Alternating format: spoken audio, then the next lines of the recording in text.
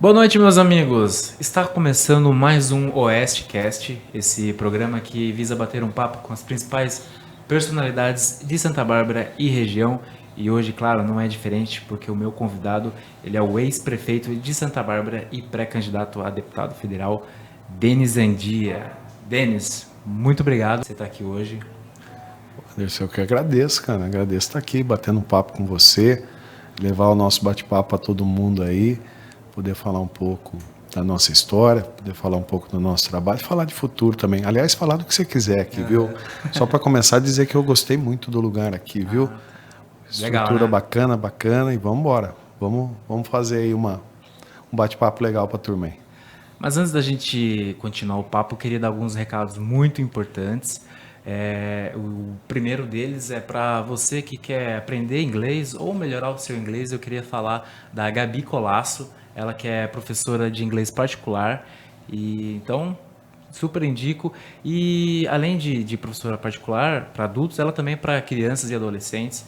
Então, chama ela lá. O número dela, o WhatsApp, é 999 36 56 79. E também outra dica que eu queria dar é para você que, por falar em estudar, eu queria falar da Estácio, cursos para você que está precisando melhorar o seu currículo e não tem muito tempo, tem os cursos à distância. Então, vai lá, procura lá na Estácio, vê os cursos que você está procurando e no Polo de Santa Bárbara. O número da Estácio do Polo de Santa Bárbara é 9963 33025. Então vai lá, dá uma olhadinha, procura os cursos e lembrando que você entrando em contato com a Estácio e falando que conheceu eles pelo Westcast, você ganha 5% de desconto. Então não perca essa e bora lá. E também eu queria falar do meu amigo, Dr. Barbeiro, o João, para você que está procurando dar um tapa no telhado ou fazer um novo corte da moda, que é o... Como é mesmo o novo corte da moda? Que é aquele que você fica careca? Não, que você fica carequinha. É o... Não, é o corte do... Esqueci o nome. Mas vai lá, cortes super atualizados, as novas tendências. O salão dele fica na rua 15 de novembro, número 52. E o WhatsApp dele, para caso você quiser marcar, é 991437375. Então vai lá, procura o doutor, procura todos eles nas redes sociais, que você vai se dar bem. Muito obrigado a todos os meus patrocinadores. Bom, Denis. Fala aí, Anderson. Muito obrigado novamente por agradeço, você estar aqui. Queria começar que, quando eu anunciei para os meus amigos que você estaria aqui, muitos deles mandaram um abraço, inclusive o doutor João, João. Falou para você dar uma passada lá no novo salão dele. Vou dar um tapa lá no cabelo lá. É. Barba não tem, mas Não tem? Dá um jeito no cabelo lá. Deixa eu lembrar, para não esquecer, o João mandou um abraço, o Abner. O Abner. Lembra? Conhece o Abner? Conheço. E o Rafael Grandão também. Ah, turma boa aí. Bastante gente. Gente boa aí. O Abner, o Rafael Grandão. Tá com a gente há muito tempo nessa caminhada. Tá fazendo o caminho dele, né? Quem sabe nessa frente aí. Opa, chega lá. Bom, eu penso que algumas profissões, por exemplo, caminhoneiro, policial, são profissões que desde criança muita gente sonha e quando chega a vida adulta, a pessoa realiza esse sonho. Como é que foi o Denis na infância? Tipo, criança, adolescente, ele já era presidente do Grêmio Estudantil, como é que era? Sempre sonhou em ser político, entrar nessa vida? Como é que foi? Anderson, pelo contrário, viu? Às vezes as pessoas imaginam mesmo, né? Pelo fato de eu ter sido prefeito da cidade, imaginam que eu tenho esse sonho desde criança. Nunca tive isso aí, né? Eu sonhava em seguir em alguma coisa na área das exatas, talvez engenharia. Você fez matemática? Né? Fiz matemática aplicada computacional. E depois eu me formei em publicidade e propaganda e marketing, né? E quando eu era criança lá, eu pensava, né, naquele imaginário de ser bombeiro, né? Alguma coisa por aí. Eu queria ser pedreiro. Pedreiro? Pedreiro. Mas nunca pensei, né, em ser prefeito, né? Nem muito menos na política. Não pensava nisso de verdade. Quando que foi o start, assim? Então, eu acredito, fazendo uma reflexão, que ao longo do meu período de criança, adolescente, eu sempre fui alguém observador. Sempre gostei de observar, de conhecer um pouco das coisas, e eu gostava de observar a cidade, o crescimento da cidade. Meu pai conta isso, que eu era uma pessoa curiosa, que eu me lembrava bastante, olha, isso aqui foi feito em tal época. Eu fazia uma certa relação com os prefeitos da época, eu, enfim, conhecia isso. Mas não que eu gostasse, que eu lembrasse que eu gostasse de política, né? Mas esse espírito observador, eu acho que ele foi me dando o caminho para, em algum momento aí já depois adulto, encaminhar, né? Me encaminhar na vida pública, na política. Eu acho que a partir do momento que você tem esse senso crítico, né? Essa observação e a consciência de que a cidade está se desenvolvendo e passa a desejar que ela se desenvolva de uma maneira ou de outra, você começa a juntar tudo isso aí, você começa, de repente, a elaborar um texto, falar alguma coisa sobre a cidade. E acho que isso, ao longo do tempo, vai mexendo com as pessoas, principalmente mais próximas, né? A pessoa que é um amigo seu fala, puxa, você escreveu uma coisa bacana sobre a cidade, outra pessoa comenta, você tem uma opinião a respeito disso. Isso daí vai levando você, eu acho que naturalmente, para a política. Em algum momento, eu honestamente não me lembro quando, alguém falou, você devia entrar para a política. E eu nunca tinha pensado nisso. Eu acho que isso aí foi, talvez eu tinha aí meus 18 anos, talvez, não sei. E alguém falou isso. Quando fala, você não leva muito a sério, depois talvez fica lá na sua cabeça, em algum lugar lá, e depois vai amadurecendo. Até chegar um ponto em que outras pessoas vão falando, que eu acho que entrar para a vida pública não é uma decisão apenas da pessoa, né? Entrar para a política. Basta a pessoa desejar. Ela tem que minimamente ter algumas pessoas perto, próximas, que também comunguem, né? Eu acho que é sempre uma ideia coletiva, né? Eu acho que foi nascendo naturalmente. Até o dia que eu decidi disputar uma eleição para ver o que ia dar, né? E aí a história, a gente tem um pouquinho para falar a respeito também. Cara, a gente vive em tempos sombrios, vamos dizer assim, que uma polarização muito forte, né? Sim. E olhando para você, até pro Rafael, assim, eu não falo, tipo, você é de esquerda ou de direita. Você pode discordar de mim, fica à vontade. Claro. Mas eu acho que pro cargo de... Você foi prefeito, né? Dois mandatos, Sim. Santa Bárbara. Isso. Eu acho que para prefeito não importa muito isso, né, cara? Porque é muito mais administração. Você Sim. tem que pagar conta, creche. Não sobra muito tempo, né, para ficar nessa polarização boba, às vezes. Eu acho que o bom gestor público nem deve ter isso em mente, né? Às vezes alguns a gente aqui cresce nisso, né? Exato. Fomentando isso lá desde cedo, quando tá começando. Exato. E Anderson, o meu jeito acho que até por esse jeito de ter entrado na política que eu estava dizendo, também acabou sendo um jeito mais conciliador, mais equilibrado, mais sereno. Eu sou da política serena, né? Eu disputei a primeira eleição em 2012 para prefeito, e aquele momento tinha um cenário muito explosivo em Santa Bárbara, né? Foi 2012. Seu antecessor foi o Mário Heinz? Foi o Mário Heinz. E o ano de 2012 foi um ano muito difícil, né? Teve afastamento do prefeito, assumiu o vice, depois foi afastado de novo, assumiu de novo o vice. E era um momento que já vinha de pelo menos umas 2 décadas da política em Santa Bárbara, ela caminhar cada vez mais para um tom agressivo. E aquela eleição, ela se desenhava dessa forma. Aliás, eu acho que ela se desenhou dessa forma. E aonde que a gente teve sucesso na caminhada lá de 2012? Foi exatamente não entrar em nenhuma bola dividida, nessa briga. Já estava toda essa polarização? Não nacional, mas dentro da cidade, os grupos políticos dentro da cidade de Santa Bárbara eram muito aguerridos um contra o outro. Eu não entendo isso, cara. Às vezes eu vejo o vereador, sabe, no âmbito sabe, mas nacional, por exemplo, para quê? Então, não vale a pena. Não vale a pena. E aí, aquela eleição, por exemplo, nós passamos a margem disso tudo. Na verdade, enquanto os outros candidatos estavam perdendo tempo brigando um com o outro, passei a margem falando de ideias, de propostas. Eu acho que isso fez sentido, fez que a gente ganhasse, inclusive, a eleição, falar de ideias, falar do futuro, né? De trás, da onde a gente está para trás, já foi feito, você não tem como refazer. Já foi feito. Se alguém fez certo, colocou um tijolo na construção, 2 ou 3, já está colocado. Se tentou acertar, eu sempre acredito que quem passou por uma função pública sempre tenta acertar. Nem sempre o que ela faz agrada um, agrada outro, agrada a todos. Mas eu imagino sempre que a pessoa tenta acertar. Mas o que foi feito daquele ponto para trás, não tem mal o que fazer. Então, naquela eleição, eu falava muito daquele momento para frente, através das ideias. Então, o meu tom de fazer política sempre foi esse.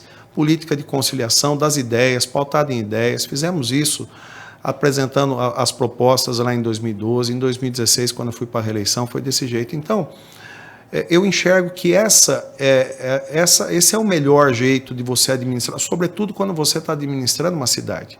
Quando você entra na divisão aí, nesse caso que nós estamos aqui, da divisão nacional, né, dos extremos, perde-se tempo para trabalhar. Quando você entra na briga local, perde tempo, porque o tempo que você tem é um só.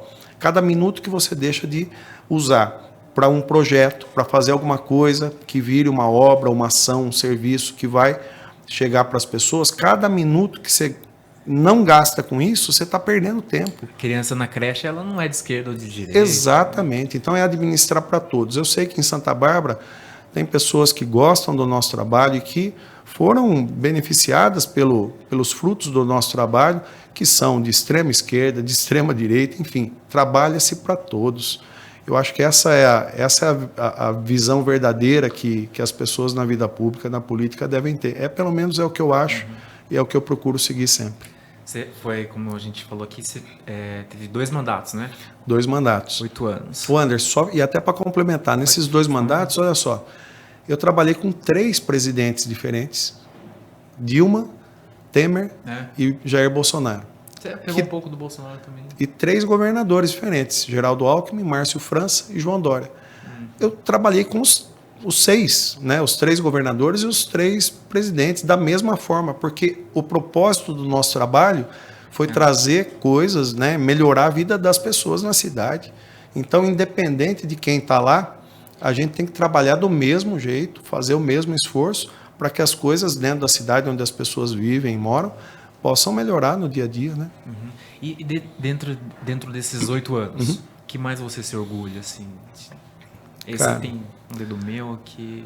Olha, o que às vezes as pessoas me perguntam muito, que obra, fale uma obra que você, né, destaca e tal. Cara, a gente fez muita coisa em várias áreas, né? Na área da saúde, dos 17 postos de saúde da cidade, 9 nós fizemos em 8 anos. Né, os 2 pronto-socorros que nós reformamos, reestruturamos, colocamos serviço de pediatria que não tinha, médico aumentamos de 98 para 200 médicos, leitos de UTI, duplicamos os leitos de UTI, quadruplicamos o número de pediatras na rede. Na área da educação, nós tínhamos 1.500 vagas de creche, só no período de 8 anos a gente criou novas 3.500 vagas, triplicamos o número de vagas em creche, enfim, muita coisa para falar em várias áreas. Mas, honestamente, eu não acho que é nenhuma obra que marca, nenhuma obra. Eu acho que é o conjunto de tudo que, ao longo dos anos, com o passar do tempo, criou algo especial no barbarense. Eu acho que a maior conquista nossa chama-se autoestima. O barbarense tem autoestima, ele tem orgulho de ser barbarense, ele gosta da cidade que está vendo. Eu acho que é isso. Eu não às vezes meus amigos, vai receber o Denis, vai ficar puxando saco e tal. Não, mas curiosamente foi no seu mandato, e um pouco do Rafael também. Sim. Esse negócio que você falou da autoestima e tal. Eu sou comediante, e eu brinco com isso, sabe, de Americana, em Santa Bárbara. Há pouco tempo atrás, a gente não via assim, muito isso, né? Não. A gente queria morar em Americana, a gente fazia tudo em Americana, tinha que fazer cultura americana. E hoje não, a gente vê essa autoestima, né, do barbarense, gostar da sua própria cidade, querer receber pessoas de fora. Eu acho isso legal, né? Cara, eu acho assim, até porque ao longo do tempo, a cidade americana é uma cidade pujante, uma cidade arrojada, sempre fez jus, né, a tudo que teve no entorno dela, sem nenhuma, né, sendo muito claro, mas é um fato que nos últimos anos as coisas passaram a dar muito certo em Santa Bárbara, né? A cidade se organizou, a cidade primeiro respeitou o que é prioridade para o cidadão, e eu digo prioridade, é o que eu estava falando um pouco de saúde, de educação, segurança pública, saneamento básico, né? Isso tudo bem cumprido gera economia forte gera emprego. Quando a gente tem tudo isso e ao mesmo tempo a gente busca urbanizar a cidade, pegar locais, terrenos, áreas ali sempre deixadas de lado, sem iluminação, dentro dos bairros, transforma em áreas úteis para as pessoas, que a pessoa pode fazer uma caminhada, um exercício dentro do bairro dela. Quando a gente coloca mobilidade em primeiro plano, abrindo novas avenidas, interligando a nossa cidade, integrando a nossa cidade. Você sabe da história de Santa Bárbara, ela sempre foi duas cidades distintas, né, dentro de um mesmo município. E hoje é uma cidade cada dia mais integrada. Eu brinco que a região do Molon, desde até do Jardim Europa, lá era uma região meio separatista, né? Às vezes o pessoal de lá não se considerava barbarense. E olha, e graças a Deus, as pessoas que vieram para formar a Zona Leste ao longo dos anos 70, 80, são pessoas trabalhadoras. Vieram num primeiro momento para trabalhar na indústria têxtil americana. Com a crise do setor têxtil, passaram a desenvolver os seus próprios negócios, muitas vezes também dentro da área têxtil ou comércios, dentro da Zona Leste. Passou a ser uma região pujante também economicamente. E o desafio dos últimos 9 anos e meio, né, que a gente está lá em Santa Bárbara, foi integrar essas duas cidades. Então, hoje, Santa Bárbara é uma cidade integrada, né? Um município realmente com 200 ou 210 mil habitantes, o IBGE daqui a pouco vai contar para a gente o número certo. Né? Agora, né? Contagem. E eu acho que é isso o que mudou ao longo do tempo. Então, ao longo desses 9 anos e meio, muita coisa deu motivo, né, para o barbarense gostar da cidade, ter aquele sentimento gostoso de pertencimento à cidade. A cidade ficou mais bonita, mais bem arrumada. Lembrando da saúde, da educação, os avanços são visíveis, né, em todas essas áreas que são prioritárias. Mas, ao mesmo tempo, a gente também encontrou formas de cuidar a cidade para que ela ficasse gostosa para todo mundo. Né? E quando isso tudo fecha bem a conta, a sensação da qualidade de vida, do viver bem na cidade. E quando a gente fala isso, não quer dizer que a cidade está pronta, não tem mais nada para fazer. Ao contrário, não existe cidade perfeita. Né? Existe, sim, cidades que se aperfeiçoam. Santa Bárbara hoje é uma cidade que claramente se aperfeiçoa todos os dias. E esse é o grande desafio, é nunca cruzar o braço e sempre entender que tem o que se melhorar e sempre vai ter.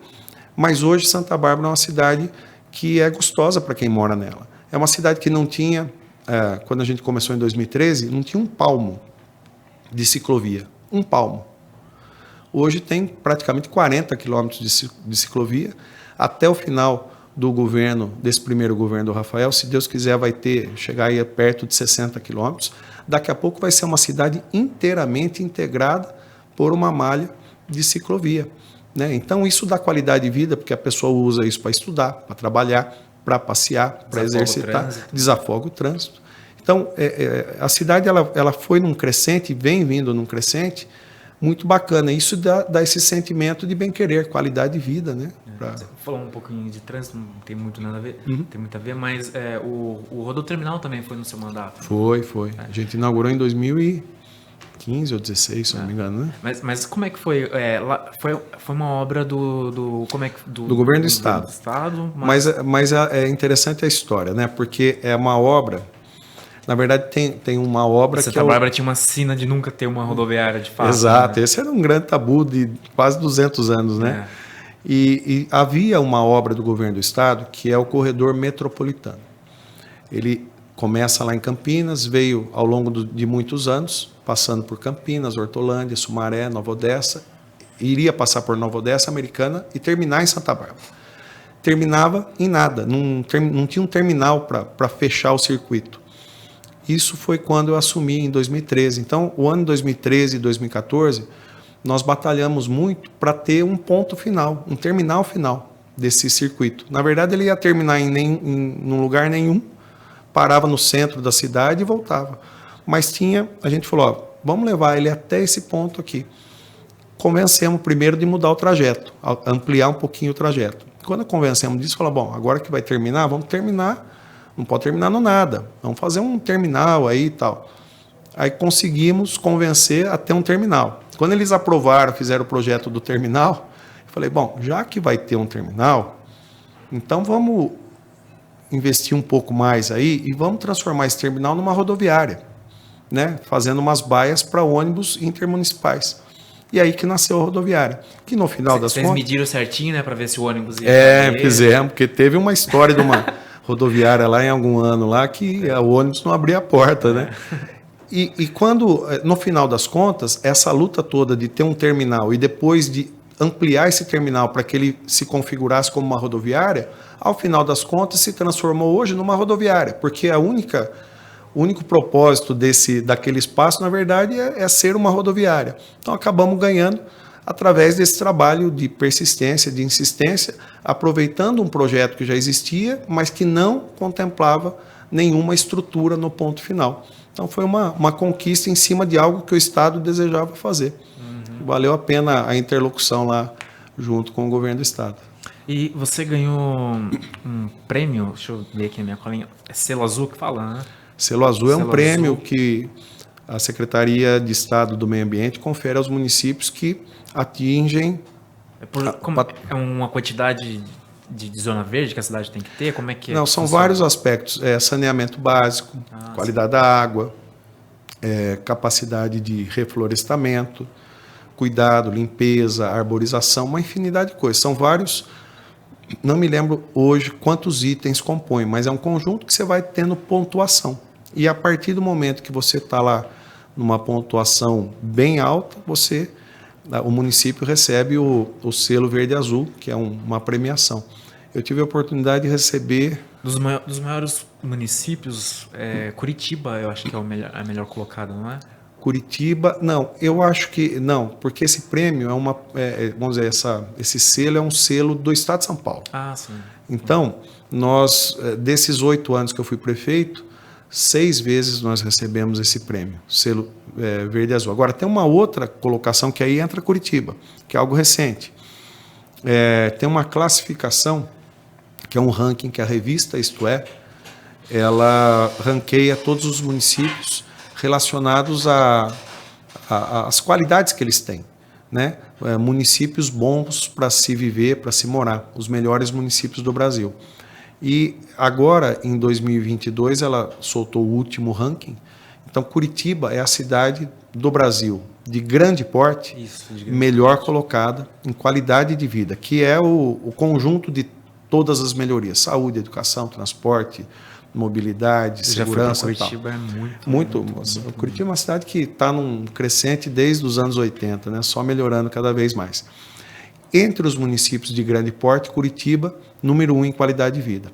Entre os municípios de médio porte, que é de 50 a 200 mil habitantes, Santa Bárbara do Oeste é o número 1 do Brasil, nesse ranking da mesma revista que coloca Curitiba em primeiro, de cidades grandes, cidades de porte médio, Santa Bárbara do Oeste. É o conjunto de tudo aí, um pouquinho de saúde, um pouquinho de educação, de segurança, ciclovia, avenidas, enfim, qualidade de emprego e tudo, né? O conjunto disso tudo gera qualidade de vida, né? E Santa Bárbara está no caminho. Mudando um pouquinho de assunto, falar um pouquinho de esporte, você é do basquete mesmo?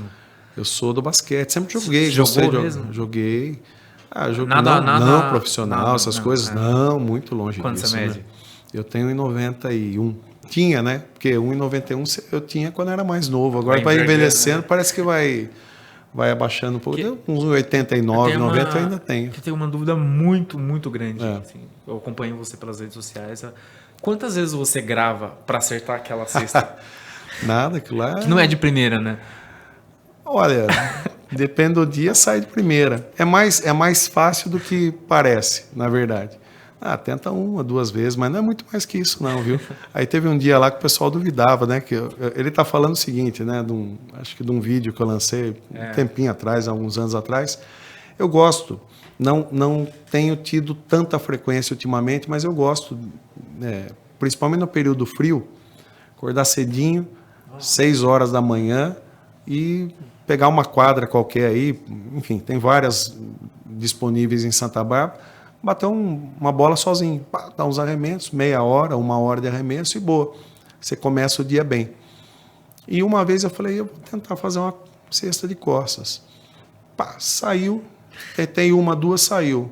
Aí você não filmou. Aí não filmei, daí eu fiz de novo, saiu outra. Falei, eu vou filmar esse negócio. Peguei o celular, mandei. Saiu umas 2, 3 ali, rapidinho.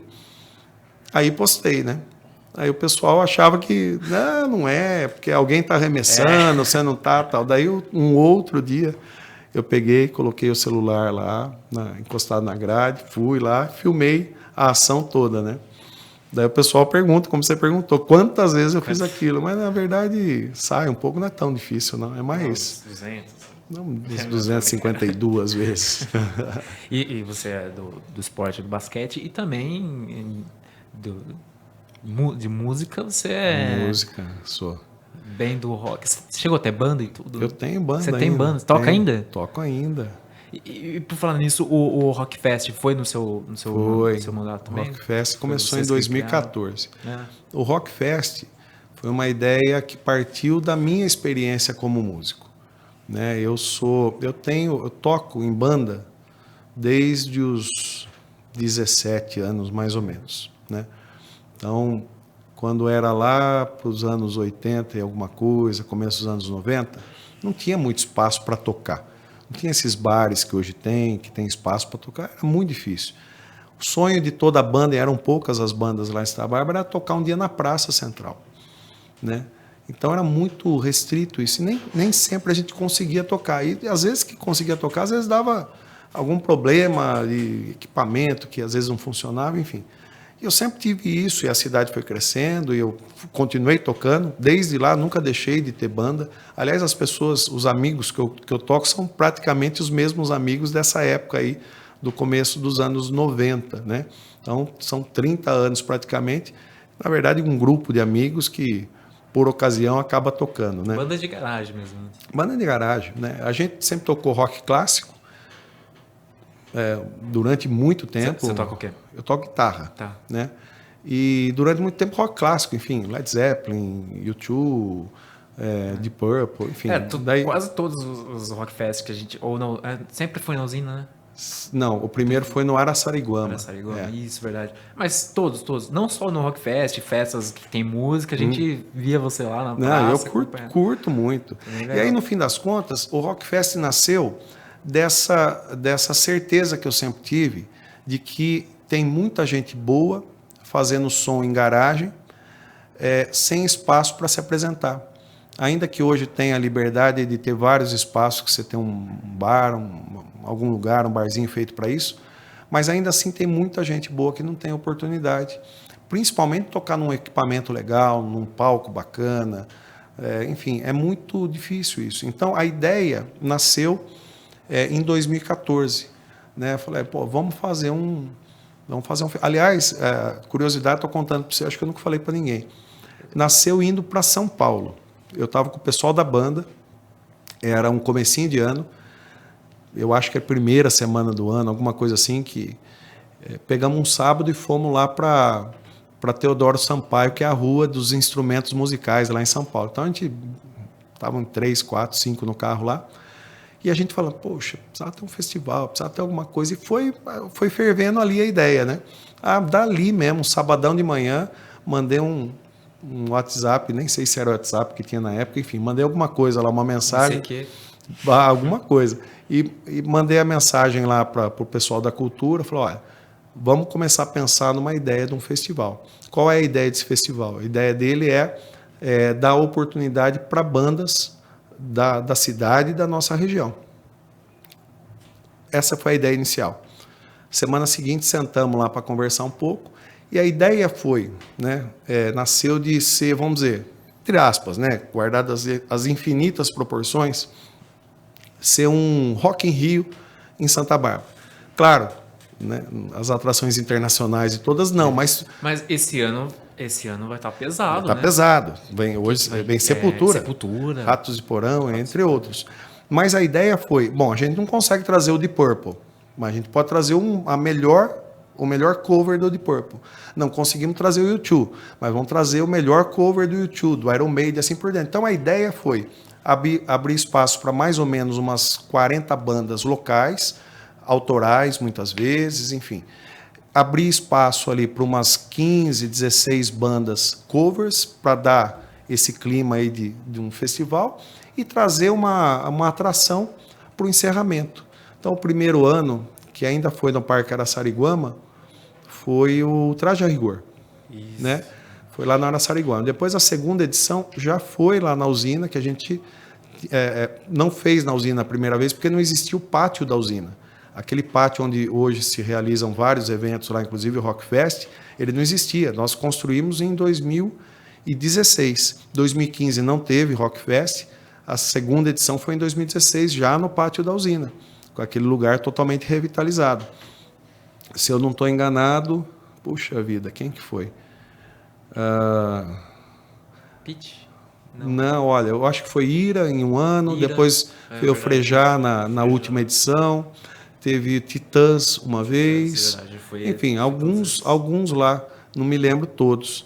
E esse ano agora, depois desse período de pandemia, né, então o último que a gente realizou foi, acredito, em 2019, agora volta com tudo, né, vem Sepultura, Ratos de Porão, acho que no sábado, as duas no sábado, vem o pessoal do Nenhum de Nós, né? Enfim, tem uma turma boa aí. E o principal, né? Local, né? As bandas locais, que o sentido do festival é esse, né? E é gostoso, o pessoal, Santa Bárbara é uma cidade que tem história aí no rock, né? Por isso que o evento deu certo. Inspira rock, eu acho. Santa Sim, Bárbara. tem Rock e música sertaneja, caipira também. Também. Esses dois. Tem espaço para tudo. E eu acho que o que se faz nisso aí é gostoso você ver o clima do festival, né? Eu acho que o Rock Fest é engraçado, porque as pessoas, num primeiro momento, quando a gente falou, vamos fazer um festival de rock, muita gente, vai ser briga, vai ser... Não sei. Nunca teve uma ocorrência no Rock Fest, nenhuma ocorrência. É um ambiente absolutamente familiar, é um ambiente gostoso, né? Sempre foi clima do bem lá, né? Gostoso para quem gosta lá, então, e dá oportunidade para, enfim, uma porção de pessoas poderem mostrar o seu talento lá. Denis, você, na época que você era prefeito, você era pelo PV, certo? Sim. E você agora mudou de partido. MDB agora. MDB. Por quê? Acho que é uma diferença de calendário, entre outras coisas. Tem o prazo para filiação, né, do partido, para mudança ou não de partido. O PV ele não tinha chapa montada. Então, estava em fase de se montar a chapa quando começou a se discutir a possibilidade de fazer uma federação. O PV fazendo federação com outros partidos. O prazo para se fazer essa federação, ele ia além do prazo, ele terminava em 31 de maio. E o prazo para eventual mudança de partido terminava no final do mês de abril, dia 30 de abril, de março ou 2 de abril, alguma coisa por aí. Então, eu corri o risco de ficar num partido e o partido não ter chapa, porque ele só teria uma chapa se ele fizesse alguma conjunção com outros partidos. Então, eu corri o risco de optar por ficar no partido, o partido não ter chapa, eu não tinha como disputar uma eleição. O MDB em Santa Bárbara já é um partido que nós ajudamos a reorganizar dentro do cenário local. É um partido que ficou 3 eleições sem ter vereadores eleitos, mas que a gente passou a organizar desde 2019. Em 2020, na eleição do Rafael, nós conseguimos eleger 2 vereadores a partir do MDB. Então, é um partido que já tinha uma lógica local, né? Além do fato de que na nossa região, boas cidades bem administradas são administradas por prefeitos do MDB. O Rafael passou para o MDB também, mas a gente tem que lembrar que dois expoentes, né, da nossa região, cidade de Jaguariúna e cidade de Indaiatuba, que são duas cidades com ampla qualidade de vida, são administradas por prefeitos do MDB. Então, a conjunção disso tudo nos fez pensar nessa mudança, né? Até porque a posição nossa em relação a tudo, como a gente falou no começo aqui do bate-papo, é uma posição de se olhar mais para o local do que para os extremos aí dessa disputa aí no cenário nacional. E você agora é pré-candidato, né? Pré-candidato a deputado federal. Já está homologada a candidatura, ela foi homologada na semana passada, convenção realizada pelo MDB. Ainda estamos num período pré-campanha. Então, atualmente, Anderson, eu sou candidato oficializado já, né? A nossa convenção foi na semana passada, então a candidatura a deputado federal está oficializada, mas nós ainda estamos num período de pré-campanha. A campanha oficial ela começa a partir do dia 16 de agosto. Então, hoje é uma candidatura oficializada, está tudo certo, mas aguardando agora o período para a gente poder começar, de fato, né, falar a respeito da candidatura, os materiais, poder divulgar número, pedir voto, né? Esse período pré-campanha a gente fala sem poder falar muito, fala das ideias, fala do desejo, né? É o que a gente está fazendo. E a partir de que momento você se ligou? Cara, eu tenho chance, eu tenho popularidade para isso? Cara, eu não sei, acho que é um caminho natural, né? Pô, eu fui prefeito de Santa Bárbara do Oeste, era uma cidade com 210 mil habitantes, né? São 140 e tantos mil eleitores. Quanto que precisa? Eu acho que uns 80 mil votos dentro do MDB é possível. Né? A gente varia muito de partido para partido. Varia, né? E varia da própria eleição. Né? A última eleição no MDB, o menos votado que foi eleito, elegeu com 49 mil votos. Eu não acho que vai acontecer isso de novo. Não espero me eleger com... Mas eu acho que 80 mil votos. Santa Bárbara é uma cidade que tem mais de 140 mil eleitores. A gente tem um histórico de outras eleições, onde as pessoas votaram ali mais da metade, né?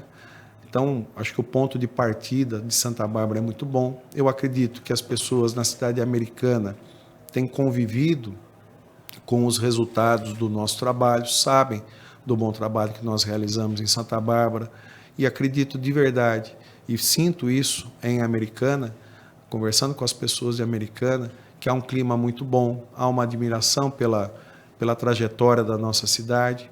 Então, acredito que as duas cidades podem nos oferecer juntas basicamente aquilo que precisa para eleger. Isso dá uma oportunidade, Anderson, muito interessante, é importante falar isso, né? Da gente fazer algo realmente diferente. Ponto de partida alto como esse, que eu comentava, nos permite não precisar percorrer centenas de municípios, como a maioria dos candidatos faz. Vai buscar voto lá em 200, 300 cidades, depois, quando são eleitos, não conseguem atender, através do mandato, 200 e 300 cidades. Então, essa é uma oportunidade que a gente tem, é ter um bom ponto de partida que permite que a gente possa acrescentar aí um rol de mais umas 12, 15 cidades no máximo, próximas de Santa Bárbara, de Americana, de Nova Odessa, obter os votos necessários para ser eleito e poder, ao trabalhar com o mandato, poder trabalhar para um conjunto de cidades próximas e poder estar próximo das cidades, poder estar mais ligado realmente aos desafios de cada um dos municípios, poder trabalhar muito, muito de perto junto com os gestores, com os prefeitos, poder trabalhar de perto junto com as instituições, com as pessoas nos municípios. Porque, e a conta matemática em termos de recursos também, né, Anderson? Se a gente pensar que um deputado tem, hipoteticamente, 20 milhões num ano para distribuir em 200 cidades, ele vai ter mais ou menos, na média, 100 mil reais para cada município. Se ele tem os mesmos 20 milhões para 20 cidades, a média é de 1 milhão para cada município. Então, é uma conta matemática que permite a gente... Você me pergunta, essa é a importância de se ter um deputado? Não. Eu acho que essa é uma das funções. Trazer recursos e buscar recursos dos projetos que cada um dos municípios tem. Santa Bárbara tem os seus projetos, por exemplo, buscar recursos lá. Emendas e buscar projetos, levar para lá para os grandes recursos, como foram as estações de tratamento de esgoto, por exemplo, 2 que nós fizemos, a Toledo 2 e Barrocão, que as duas juntas hoje, valores atualizados, mais ou menos 100 milhões de reais, dinheiro que o município não tem, que a gente foi buscar. Mas não é apenas recurso, é legislar, né? É trabalhar as ideias. E a gente tem um pedaço de Brasil muito importante aqui na nossa região. É saber representar bem os brasileiros dessas cidades, dessa região. É legislar também as causas importantes. Por exemplo, e aí antecipando, educação. Educação, para mim, entre tudo que a gente tem para lidar lá, eu acho que é a grande bandeira que existe um vasto espaço para a gente trabalhar e avançar. O Brasil passou por um período, ao longo dos últimos 20, 30 anos, da universalização da educação. O que é isso? É dar espaço, incluir as pessoas dentro do sistema de educação. Desde os pitoquinhos lá de 0 a 3 anos, até faculdade, mestrado e tudo mais. Incluiu, colocou todo mundo para dentro. Hoje as pessoas têm muito mais acesso, basicamente em todas as etapas do ensino. O que precisa hoje é qualificar, dar qualidade para isso. É dar o salto que, por exemplo, países como o Japão, como Coreia do Sul, fizeram ao longo da sua história. A Coreia do Sul, por exemplo, é um grande case. Era um país agrícola, né, até os anos 50, 60, passou a investir de uma maneira diferenciada para qualificar a sua educação. Os países hoje, de modo geral, Anderson, desenvolvidos ou não, eles investem mais ou menos 5, 6% do seu orçamento, eu digo do orçamento da União, em educação. A Coreia também era assim, como qualquer outro país. Durante 20 anos, ela passou a investir o dobro, um pouco mais do que o dobro, 12% a 14%. Durante 20 anos, consistentemente e incessantemente. Ao longo de 20 anos, ela se transformou de um país agrícola para um país altamente tecnológico, né? Então, o Brasil tem um potencial muito maior, por exemplo, do que uma Coreia para se desenvolver. E a educação é o único caminho, não tem dois caminhos para um país se desenvolver e ganhar qualidade de vida. Para um país poder ter uma saúde de melhor qualidade, uma segurança de melhor qualidade, educação. Educação. Então, os seus projetos que você tem mais em mente são mais na área de educação. Alguns dos bons... Pensando lá dentro. Sim. Por exemplo, o Brasil é um país que investe e valoriza muito pouco os cursos técnicos. A gente tem bons exemplos, por exemplo, Canadá, Grã-Bretanha, Coreia do Sul, Japão, países que investiram maciçamente no ensino técnico, né? Fizeram, e quando eu falo ensino técnico, não é ter o curso técnico no período do ensino médio, né? É preparar a criança desde sempre, com uma grade curricular desde o primeiro ano lá, do ensino básico, do fundamental, preparar a criança para a mentalidade de se ter uma formação técnica quando chega no período do ensino médio. Essa é a grande transformação que o Brasil pode ter. E fazer o curso técnico não impede de depois fazer uma graduação, uma pós-graduação e tudo mais. Mas você tem a formação prática de uma massa, né, de jovens que podem iniciar, podem empreender, mentalidade empreendedora. Isso faz o Brasil, o país, né, no nosso caso o Brasil, poder se transformar. A gente falou no começo que para prefeito, e a gente concordou nisso, que não importa muito polarização, ideologias e tal. Mas como deputado, talvez isso a gente vai ver um pouquinho um lado do Denis. Sim. Um pouco nessa parte. Tem que ter. Vai chegar alguns projetos, Sim. Mesmo que não seja seu, mas votação. Sim. E aí? Saber estudar todos os projetos. Eu acho que o que a gente leva hoje é uma bagagem de conhecimento na vida pública, uma bagagem de conhecimento de ordem prática no exercício de uma função executiva na gestão pública, levo as minhas percepções pessoais e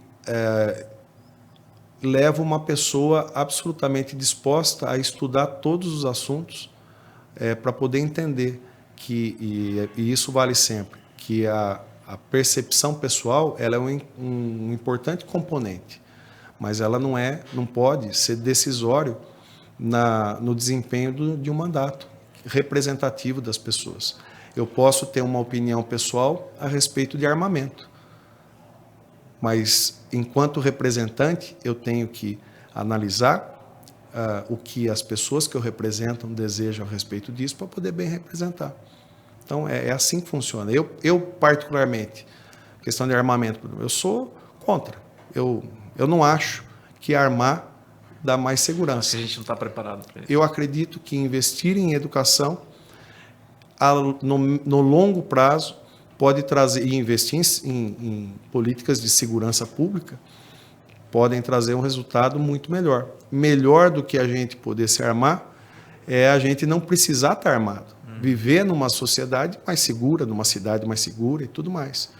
Mas é uma opinião pessoal. Ao debater o tema, eu tenho que estudar o tema sob outros tantos aspectos. Por exemplo, a pessoa que mora numa região, numa área rural. Que não tem ali, é afastada de tudo, que a segurança pública, ainda que presente, não é presente como na mancha urbana. É uma situação diferente, né? Então, eu acho que precisa cada tema ser estudado, ir além da opção, da opinião pessoal a respeito dos temas. É estudar, aprender, e acho que a vida é uma grande oportunidade de aprender sempre, todos os dias, né? E essa semana você esteve aqui em Santa Bárbara com o governador, né, o Rodrigo Garcia. Ele teve. Foi positivo? O papo sempre é positivo, né? Eu acho que a vinda de um governador, independente da posição, é sempre positiva para o município, né? É sempre uma oportunidade do município apresentar novos projetos, apresentar opções para que o Estado possa investir, né? Mostrar muitas vezes o que o Estado já investiu e dizer, olha, você mandou dinheiro para cá e o dinheiro foi bem utilizado, agora precisamos de mais. É sempre assim, até na conversa com o governador, estava junto com o prefeito Rafael, a gente se lembrou que em 2013, quando o governador da época veio a Santa Bárbara, eu pedi uma sede para o Corpo de Bombeiros, né? Então, falei, olha, a gente dá o terreno, o governo do Estado constrói, a gente dá uma parte da construção, 80% do Estado, 20% do município. Em 2016, a nova sede do Corpo de Bombeiros estava pronta, funcionando e dando uma dinâmica totalmente diferente para os serviços dos bombeiros em Santa Bárbara. Da mesma forma, a gente falou, olha, fizemos bem feito isso.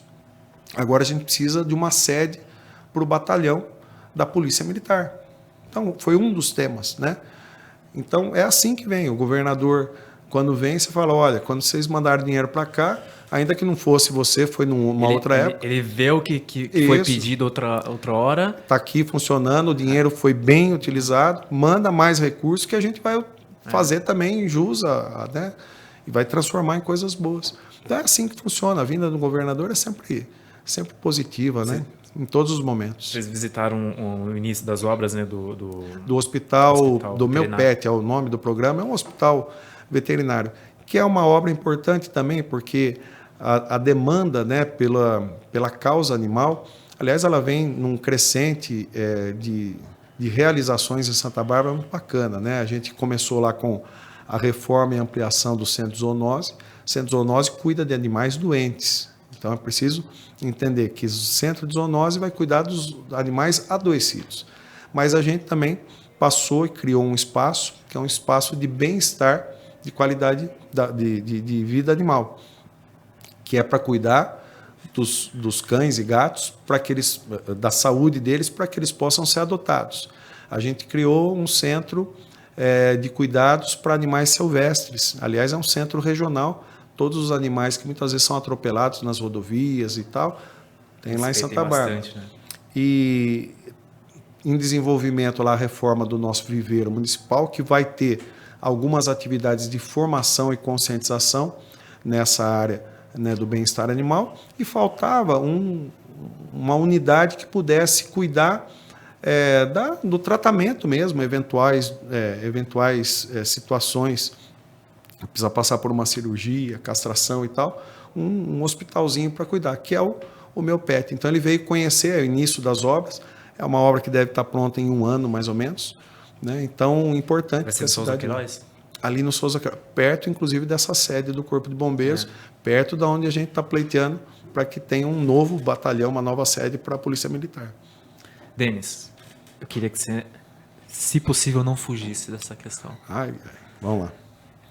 Você não está vendo, mas tem um gênio aqui da lâmpada. E ele tem o poder de voltar ao passado. Uhum.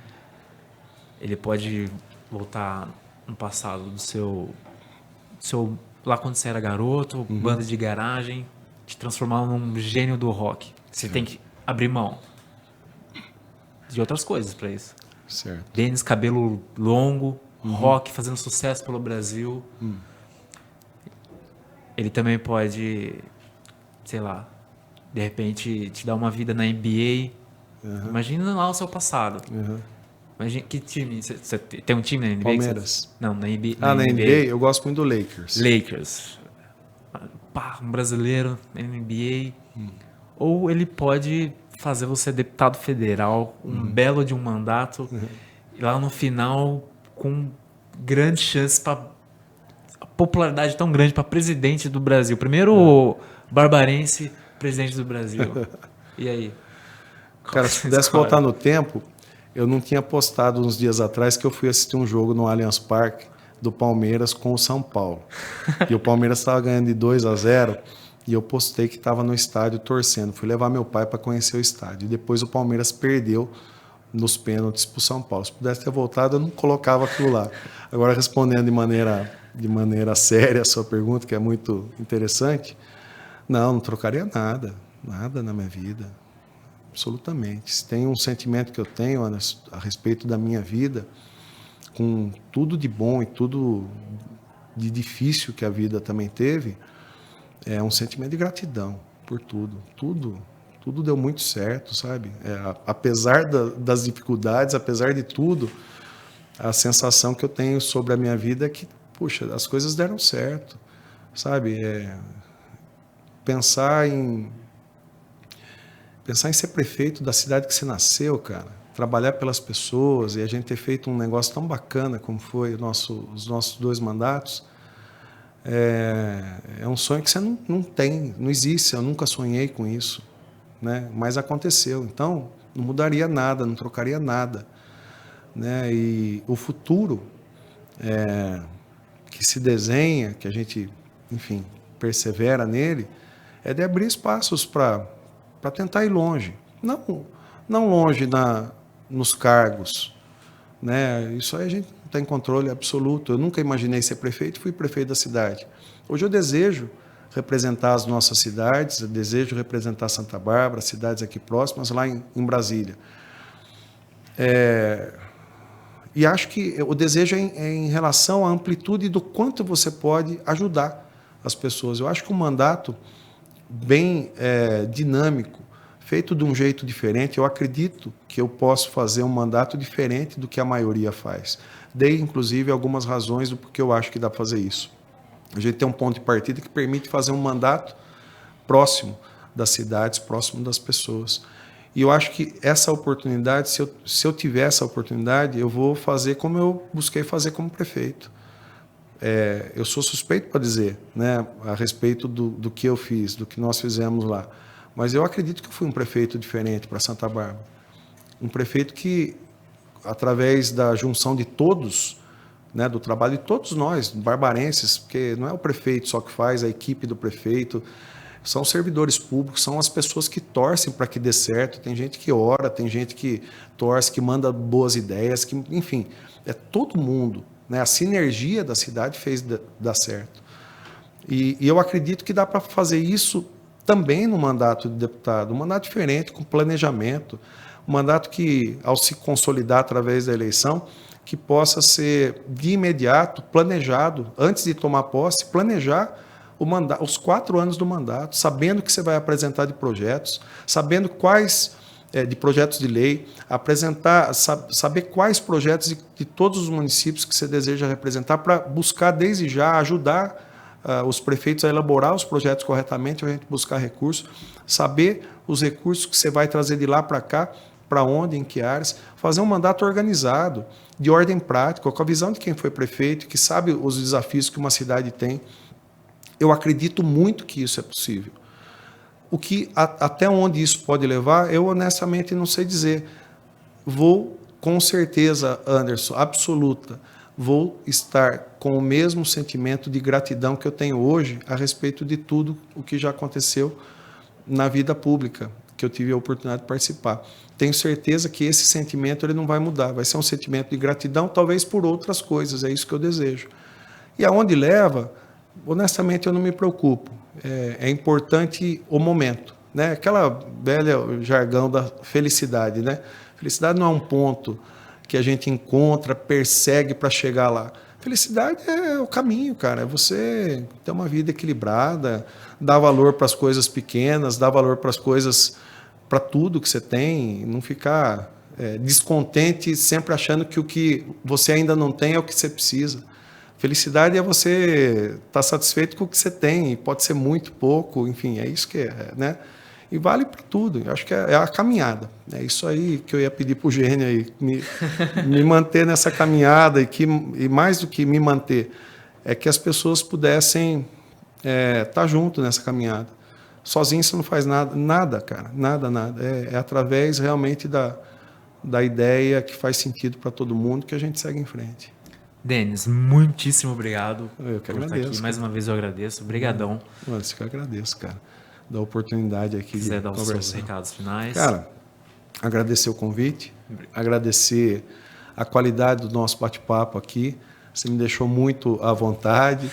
Foi uma conversa diferente. Falamos, inclusive, de assuntos e temas que normalmente em outras entrevistas a gente acaba não falando. E me deu a oportunidade de ficar muito à vontade. Espero que todo mundo aí que nos assistiu tenha gostado também. E seguir em frente, cara. Agradecer mesmo. Espero que as pessoas, além de ter, curtido o nosso bate-papo, possam de alguma forma ter entendido o que movimenta, né? O que me movimenta está na vida pública. E fechando a ideia a respeito disso, a gente tem muita coisa para fazer juntos e muita caminhada aí para seguir em frente. Agradecer, sucesso para você, sucesso para todo mundo. Obrigado. E eu também desejo boa sorte na sua caminhada. Obrigado. E eu queria agradecer, dar os recados finais, eu queria agradecer todo mundo que está assistindo, você que está chegando no canal agora, se inscreva lá, dá essa força para a gente continuar trazendo mais pessoas interessantes como o Denis, da nossa região, da nossa cidade, porque tem muita gente legal para trazer e para falar. Eu queria agradecer aos patrocinadores, eu queria agradecer a Estácio, lembrando que se você for na Estácio e falar que viu eles aqui no nosso podcast, ganha 5% de desconto. Queria agradecer também a Gabi Colasso, professora de inglês, e também ao Dr. Barbeiro. Então, é isso. Muito obrigado, pessoal.